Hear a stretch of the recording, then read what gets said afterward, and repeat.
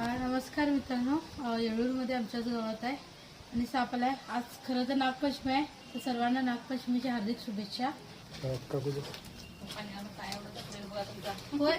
होय, स्लिप आले तर आतमध्ये साप गेला तर होल सारखं आहे इथं. म्हणजे झाडूची काढी द्या, बाहेर आला आले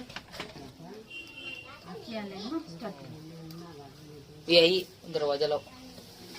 बघू शकता छोटासा नागाचा बच्चा आहे. ये जवळ आहे, काय प्रॉब्लेम नाही. छोटासा नागाच्या बच्चानी किती हे दाखवायला बघू शकता. एवढं तो चावायचा प्रयत्न करायला.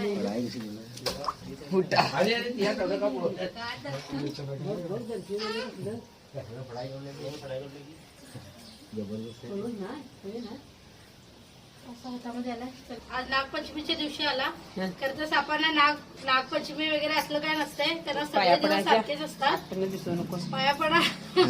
नागपंचमीच्या दिवशी एवढंच नाग म्हणजे देव म्हणतात आणि किंवा मारलं जाते सुद्धा सापांना.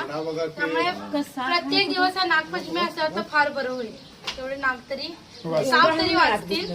आणि अंदाजे जवळजवळ एक 10 ते 15 दिवसाचं हे छोटस नागाचं पिल्लू आहे.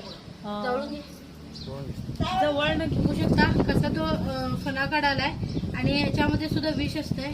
विष कमी मात्रामध्ये जरी असलं तरी विषाची जी क्वालिटी असते ती फार हाय असते. आता पिल्लं जास्त करून का बाहेर पडालेत, नागानं जी अंडी घातलेली असतात ती या दिवसात उबतात आणि त्यातनं मग असे पिल्लं बाहेर येतात. 20 ते 25 पर्यंत अंडी नाग घालतोय.